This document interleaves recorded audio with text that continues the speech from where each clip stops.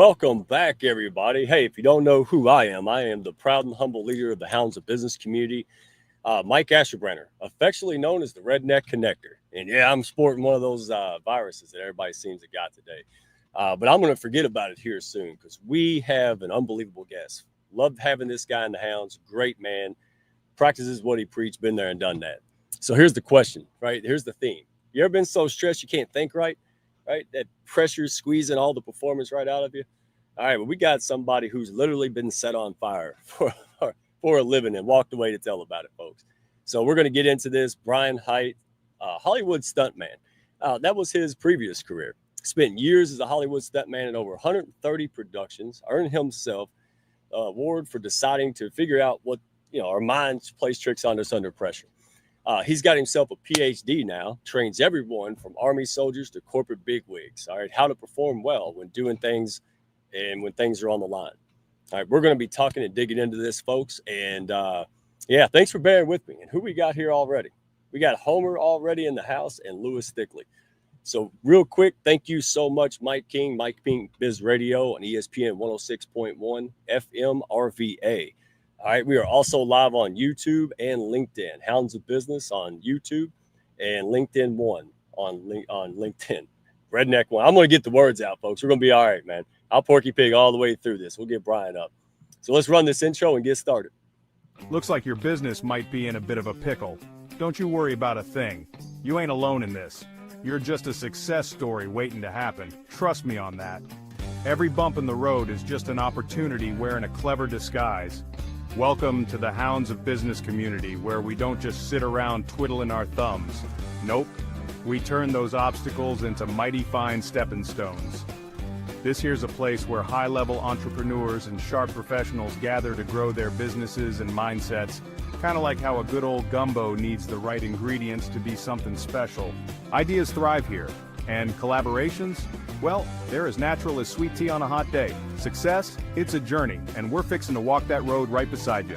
Now, don't forget to follow us on LinkedIn for all the latest tips and insights. We're talking about the kind of wisdom that'll keep you ahead of the game. And while you're at it, head on over to our YouTube channel. We've got ourselves a treasure trove of videos, from expert interviews to webinars, everything you need to stay sharp in this fast-moving world of business. The Hounds of Business community? Well, we ain't just a network, we're a movement. So why not come on and be part of something bigger? Join us today and let's turn your business journey into a real Southern success story. Together, we'll achieve greatness, just like crawfish and singing on a Friday night. All right, let's see if Dr. Brian Hite here knows anything about crawfish and singing on a Friday night. How are you today? Do you know anything about that? I'm doing well. You know what's funny is I used to catch crawdads when I was a kid living in Oklahoma in the creeks, but I'd never eaten them until 2 weekends ago. A friend of mine had a crawdad or crawfish boil. He's from Louisiana, and I mean, just 300 pounds, I think, is what he got and cooked. It was crazy, but it was delicious. I'd never had them. Yeah, yes, sir. I wouldn't eat them either, man. Last year, I went to my buddy's house in the deep country out here in Kentucky, and they put 80 gallons of crawfish in a 20-gallon container. It was like a clown car. It just kept pulling crawfish. I said, how do you pull out that many out of that little container? So, yeah, hey, at least we're going to have a good show. We get along, all right? So, man, welcome. I appreciate you, man. You've been in the Hounds of Business for quite a while. You have evolved constantly, and you do some pretty amazing things. So let's set the stage for the folks out here. All right. So as I said, man, from being set on fire to falling off buildings in 130 different productions, right? That's not just a dadgum job. That's a whole different way of living. So what was that moment when you realized that the mental game behind all these stunts was even more valuable than the physical skills, Brian? You know, there wasn't a moment, I don't think, but I'll tell you what was really beneficial is well, let me back up a little bit. When I left high school, I went to college like many do. And I, because that was what was expected. That's what you're supposed to do. Yep. And about halfway through college, I still didn't know what I wanted to do. I had no idea what my job was going to be. And that's when I ended up going to see a stunt show at the Six Flags up in New Jersey, where I was going to college. And that's when I made the decision to do stunts. And as soon as I made that decision, then college had no meaning for me. And it was really hard to stay in. And I ended up dropping out with one semester to go I did the show one more year in New Jersey, and then I moved to LA to be a stuntman in film and TV. But I left college. Well, 4 or 5 years later, I decided I wanted to go back to college because I missed learning, and I specifically really missed the psychology stuff that I was studying. Right. And so I went back to Rutgers. I finished the bachelor's degree and then continued on with a master's degree in sports psychology and a PhD in organizational psychology, but not ever with expecting to work in those fields. It was just interesting to me. And to your question, what was really interesting and a lot of fun was the immediate application of the stuff that I was learning in school to my job as a stuntman. I was able to immediately extract stuff from the book and put it into my life on set. And that really made a big impact because it allowed me to not just, internally, intellectually understand the material, but I could put it into my body viscerally and experience the difference that it makes. Wow. No, you said a whole lot there because I know the folks tuning in. Thank you all so much. Bobby, we see you. Lewis, Homer, thank you all for being the first folks in the chat. Wow, man. See, I did the same thing. I went and just grinned and bared it through school. Right? I'm an overly educated pink neck, right? 2 college degrees. But I love it that you said I saw a stuntman. So when you saw a stuntman in college and said, hey, I'm actually going to go for that, did people say, oh, yeah, that's an amazing idea, Brian, you should do that? Or they say, oh, that guy's crazy. See, exactly 0 people said that it was a good idea. I mean, I would have loved to have been a fly on the wall when my mom told my dad that I was dropping out of college to move to Los Angeles to be a stuntman. I remember my uncle just laughed in my face when I told him in his living room. So no, nobody thought that was a good idea, but I did because that was just, I'd found something that I didn't even really know it was a job. I mean, I grew up watching The Fall Guy, the TV show with Lee Majors.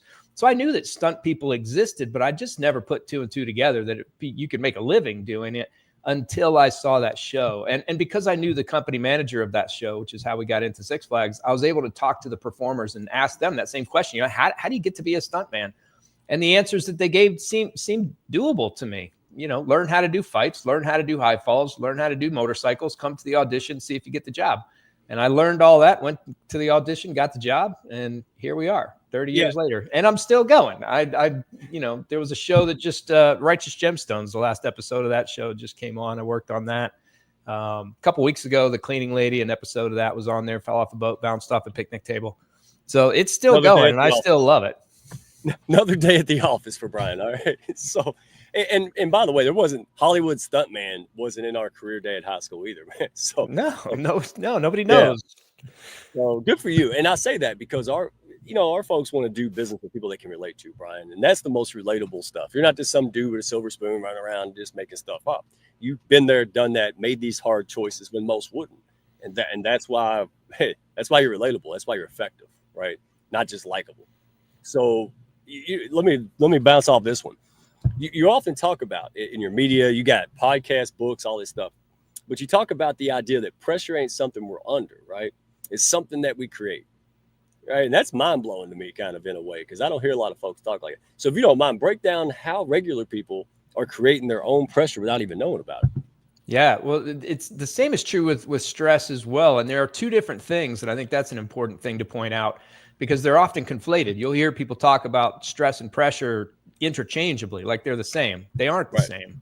But when we get into pressure comes from a focus on the outcomes of a situation. It comes when our attention is on, I don't want to screw this up because, and whatever follows that because, that's where it matters. So when I talk about situations, I talk about high stakes situations, not high pressure situations, not high stress situations, high stress jobs, etc., because those don't exist.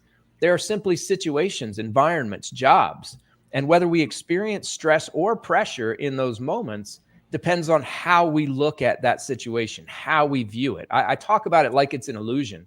And what I mean by that is not that it's not real, not that stress and pressure aren't real, because they are. They're very real. They're tangible. They're visceral. They are powerful. But they are illusions in the sense that they only show up when we look at situations from certain perspectives. The picture that I use for that, it's pretty, most people have seen it.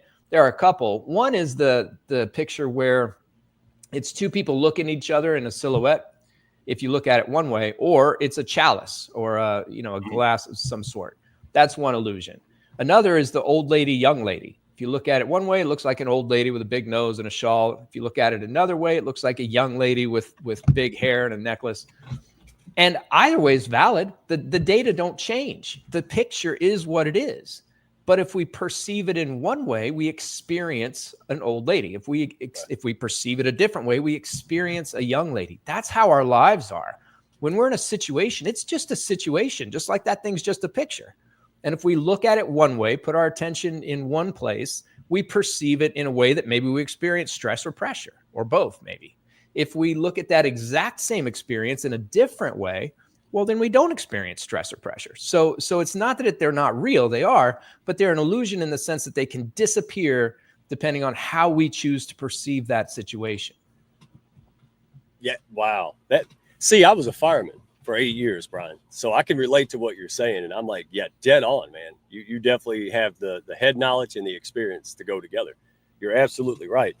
And that's what Marcus Aurelius said that before, right? Like that's a famous quote everybody quotes it's not the event itself that causes the issue, it's the interpretation of it. Marcus Aurelius said something like that, but that was Epictetus. The one you just said is Epictetus is who that one goes with. But Aurelius said something similar too. So this isn't a new idea. I mean, it really isn't. This goes back, like you just said, millennia. Shakespeare knew it, wrote about it in Hamlet. Nothing is good or bad, but thinking makes it so. It's not the situation. It is not our circumstances. It is how we perceive them, how we think about them, and what we choose to pay attention to and the meaning that we assign to that. That's what creates our experience. And that's entirely up to us. Yeah. So like me, you're teaching new dogs old tricks. That's what it's like. Oh, it's new. Nah, it's been around, but you know how to apply it. You know how to make sense of it. Like the way you just said, stress and pressure isn't the same. And pressure is the outcome focus. You're focusing on the outcome. Man, that just helped me a million, man. I appreciate that. Yeah, no, well, let me just break that down real quick, because when we're talking about stress, the model that I use for this isn't old either. Or I mean, isn't new either. It's been around for, 50, 60 years. It's called the transactional model of stress. If you're a theory geek like I am. But anyway, what it says is that when we're in a situation, we do what's called a primary appraisal. And that is, am I in a threatening situation? Is there a threat present? And if the answer is yes, then we do what's called a secondary appraisal. And that secondary appraisal is, okay, well, do I believe that I have the resources necessary to deal effectively with this threat? And if the answer is no, then we get stress. So that's where stress comes from. Is it a threat? And I don't think I can handle it. That's where stress is. So stress is about the situation itself, how we're perceiving the situation and our available resources to deal with the situation.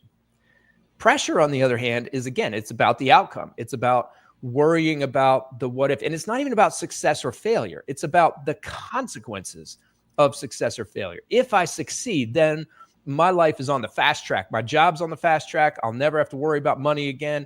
Life's going to be fantastic. If I fail, I'm going to get fired. I'm going to lose my job. The market sucks right now. I'm never going to be able to get another job. It's that type of thinking. It's what follows the after it. This sucks because, that's where pressure lives. And pressure comes, and this is still tied to the consequences, but also from the perception that we have to. When we feel like we have to do something, that's where we experience pressure as well. So pressure is also connected to motivation. And I have a whole program on motivation. So I have a whole program on pressure, a whole program on stress, and a whole program on motivation. They're all interconnected, but they're worth talking about separately for any number of reasons. But that's part of pressure as well, is that perception that we have to do something. It's not a choice. We're feeling forced to because of the consequences that will happen if we don't. Wow. So Brian Hite, folks, on the radio, watching live, go to Brian Hite, Hite, BrianHiteGlobal.com. And tell me real quick, Brian, please tell me you got a YouTube channel where I can scroll through like your shorts instead of nonsense. Like, tell me, because I could hear you talk about all of it all day long, brother. Man, I wish that I did, and I soon will. I have some interns that are coming to do just that, to start setting up a YouTube channel that we can start getting some shorts out there. At the moment, there are just a pile of shows like this on YouTube that people could access where I talk about these various things. But I appreciate you bringing that up. That is something that's on the front burner for sure. Yeah, and they can go find all your books and everything from that website. And I want to give a shout out to Mike King. Mike King Biz Radio. All right, this guy is so awesome, pushes up his community, Brian, that when he goes out and goes to the ball game, they put him on the Jumbotron. They love the guy. So, man, thank you, Mike King Biz Radio, for working with the Hounds of Business, taking this international, bringing folks like Brian Hite, right, to the limelight. So folks who are building a business, they're trying to make an impact in this world, man. They're giving up their 401ks. They're dropping out of college, right? They're starting careers at 50. They're going Brian style on it. And they want to make an impact in this world, but they won't. Most of them won't because they don't have the resources, people, and support to get it done. All right. So shameless plug, Hounds of Business. Don't do it alone. Dadgummit, we may not be your cup of tea, but come check us out, test drive us, right? Like you would date before you get married kind of style. And if you want to learn more from folks like Brian, go to our YouTube channel, right? We got tons of stuff, video library, and we'll be putting Brian's stuff up there if he'll let us. So the one we can get the message out. And that's what we're about, helping people get unstuck. And that's what Brian, man, he is all about mental resilience, strength, and getting things done with proper perspective. And I could talk to you all day. We're going to have you on the Hounds of Business show soon, brother. So you back to it, man. You have facts framework, correct? Yeah. That's something I came up with maybe a year or so ago. And the reason I came up with it is just because it's easy to remember and it combats that illusion. So if we want to, if we're dealing with illusions and being, I don't want to say tricked, but guided in the wrong direction by our perceptions, well, what are the facts? What can we lay our hands on? What's really concrete? And the fact is, it's an acronym, FACT, for focus, arousal, confidence, and tenacity. Focus is attention, where our attention is at any given moment, how we are paying attention, and how we're interpreting what we're attending to. It's incredibly valuable, incredibly important, because our entire lives are based on where our attention goes. Any memory that we have, we only have because whatever we remember made it into our conscious awareness. And there are so many things that don't. So how we guide our attention, how we direct our attention, how we use our attention, critical. And then arousal is just the level of pumped upness that we have, the level of amped upness that we have. Any given task that we have, whether it be doing a radio show or writing a paper or doing a presentation, they all have a right amount of energy activation for us personally in order for us to be at our best. So what is that right amount of energy activation for us? We have to know that. And we have to know whether we're too low, too high, or just right. And third, we have to know, how do we get ourselves and keep ourselves in that just right spot? So that's arousal.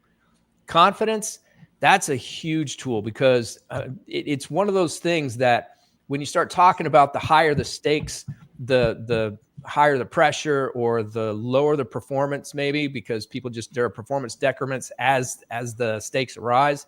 Confidence moderates that relationship. Confidence will affect the extent to which the stakes will impact performance. What I mean by that is that if the stakes are really high and the consequences really matter, but I really believe that I'm capable of achieving what I've set out to achieve, that I'm capable of succeeding in this moment, then my performance, I'm not going to experience as much, if any, pressure, and I will perform to my potential in that situation.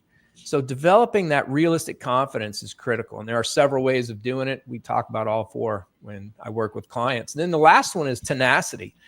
And that it encompasses motivation, but it's more than that. It's almost probably the biggest benefit of the tenacity is the realization that today's not it. We're not done today. It's not a one-off deal. Now, you've been a firefighter, I've been a stuntman. We've probably both been in situations where if we screw it up, ourselves or somebody else may not go home in the same condition that we showed up in. And those situations do happen, and they're real, but they're not the norm in most situations. We can go into most situations realizing that, you know what, there's going to be a tomorrow. If I screw this up, which I don't want to do, and the consequences for it would be bad, and I really don't want them, but if I do, I'm not done. I'm going to continue going. I'm going to take the next step. I'm going to get out of bed tomorrow morning and the morning after that too. And I'm going to keep going. So that's where the tenacity comes from. So those are the facts. I love that, man. Oh, I wish we had 3 hours now. Dadgummit. Gee whiz. All right, but hey, I'm gonna do my job here. But we got to know, Brian. So if you don't mind, give the listeners a real world example from your stunt days of how this framework either kept you alive when things could have gone south or kept you mentally strong to get through it. Well, different components of it have helped in different times in different ways. But I will tell you that when I was putting together this framework, the job that I was telling you about on the cleaning lady, where I fell off a boat and bounced off the picnic table, that was happening. Lou Diamond Phillips was directing that episode, and it was, we were doing, it was one take is what it was going to be, and I was playing around with this stuff a little bit. I let my mind go to some of those places where I would normally prevent it from going completely. I started to focus on some of the consequences just to test it out, see what went on with my body, see what went on with my mind. Wow. And then I leveraged these facts to pull myself back, to recenter myself and reground myself in the moment. And it was incredibly valuable. So for focus, instead of focusing on the fact that Lou Diamond Phillips, who I love and admire and have for years, is directing this episode, and that there is only one take, and that I am 50 years old, about to fall 10 feet to this picnic table. And if I get hurt, how am I going to make money, and what's going to happen with my family, and all of these different consequences? That's where my attention could go. But that's clearly the wrong spot for my attention to be. That's not a helpful place at all. So I redirected the attention back to what's important right now. Where do I need to focus in this moment? And paying attention to those arousal levels. As my thoughts started to stray to those consequences, I could feel my heart rate increase. I could feel my breathing change, my muscle tension change. So I recentered. I changed my arousal level back to where it needed to be. Confidence, I've done this thing. I've never done that specific gag, a lot of times, but I've been hit by cars a dozen times. I've fallen downstairs. I've done things that hurt a lot. And so I knew what to expect. I knew that I could do that. And the confidence that I had in that moment was one that, yes, it was a threat. Yes, it was dangerous. Yes, the consequences were high, but yes, I'm confident that I can do it. And you know what? Tenacity. Look, in the short term, if we screw it up, then I will get up and I will do it again, if my body's capable. And in the long term, if this doesn't go quite right, you know what? There'll be another job down the road. There'll be another job next month. There'll be another place where I can demonstrate the skills and execute what it is that I do. It's not the end of my days, and it's not even the end of work with this particular show. So that's the way that I, in that moment, really, again, it was just playing around. I've gotten to the place where this stuff is so ingrained that I don't really think about it as much. It's automatic for me to get my mind right when I'm in those places. But because I was kicking around this new framework and this new approach to pressure and stress, I played around and let it, let my mind go places it typically doesn't. And this is the way I brought it back. It worked for me. Yeah, you said so much there. When you said it's the wrong time for that, I've been in that too. That's the focus part, probably. You don't want to get in a house fire or in that moment. But I love the way you're playful, man. You got such a healthy attitude. Hey, if this doesn't work out and it goes all disastrous and my life takes a 180, hey, I'll do it again. I'll do something different.